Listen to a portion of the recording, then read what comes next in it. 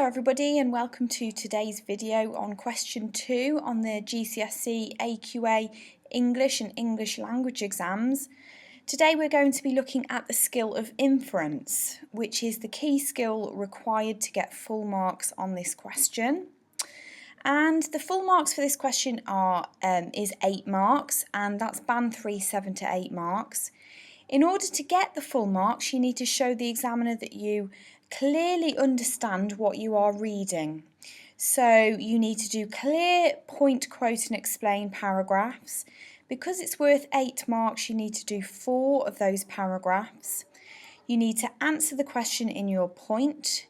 You need to offer appropriate quotations which answer the question that you've been given. And you need to explain what is suggested or inferred by those quotes that you've written down. So what is inference? Well, it's a conclusion that you come to based on the evidence that you're given. So writers often use show not tell when they are writing. So they show you things using words, but they don't tell you exactly what's going on. And that's what makes writing so interesting. So we're going to have a look at an example and we're going to think about what is inferred about the boy in this example. Crumpling the piece of paper in his hands, the boy hurled the newly formed ball at the waste paper bin. Despite several attempts, the paper had yet to reach its goal. The boy frowned at the textbook in front of him.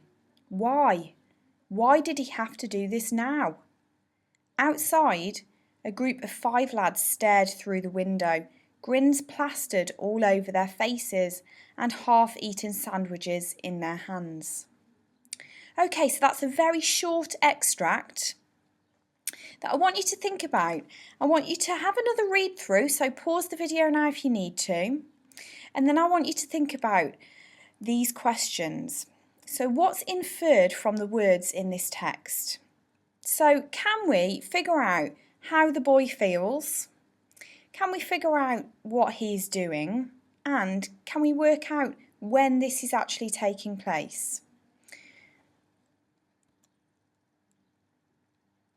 Okay, so if we look at a few of the words that I've picked out the word hurled and I've picked out the word frown. So the fact that the boy is frowning tells us or suggests that he is upset about something.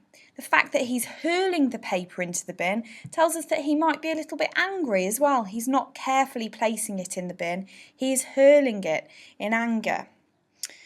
Okay, the fact that he's questioning why and why do this now might suggest or might infer that he's doing something at a time which is not really appropriate to him. So he doesn't really want to do it right now. He'd rather do it at another time.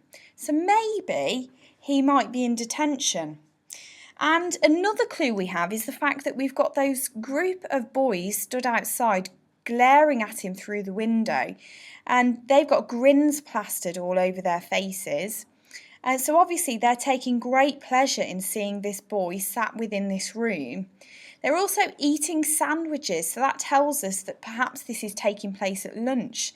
So from looking at all of those separate words, we can infer that this boy is having to do a detention at lunchtime.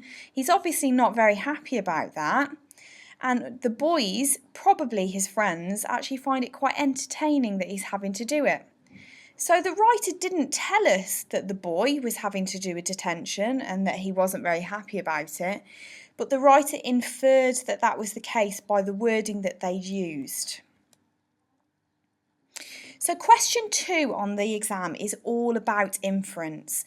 They want you to understand what you've been read. They want you to be able to pull out some quotes that answer the question and suggest what the wording in those quotes mean. So we need to do clear, point, quote, explain, using your inference skills to explain and suggest what the words in the quote show. So let's do a bit of practice on this. I've got an extract from Touching the Void. You can get this download on my website. Just head over to aceyourexams.wordpress.com. You can download this extract for free. and I want you to have a go at answering the question, what do you understand about the difficulties they faced during their expedition? Okay, I'm not going to read all the way through it, but if you want to pause the video now, you can pause it, remembering that you're looking for 4 things that you can structure into 4 point, quote, explain paragraphs. So your point, you're answering the question.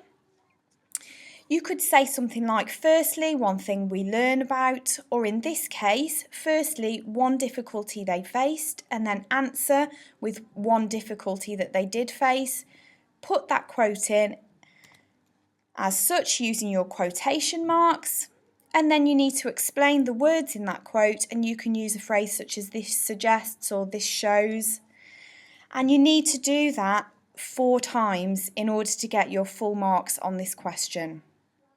Okay, so in part 2 of this video, I will be providing a sample answer of a full marks answer, so you can see how to get those 8 marks on this question. Head over to my website, asureexams.wordpress.com, to get free downloads for this lesson and all of the other lessons that I've done on YouTube, and subscribe to this channel for further updates. If you have any questions, then please follow me on Twitter at @asureexams.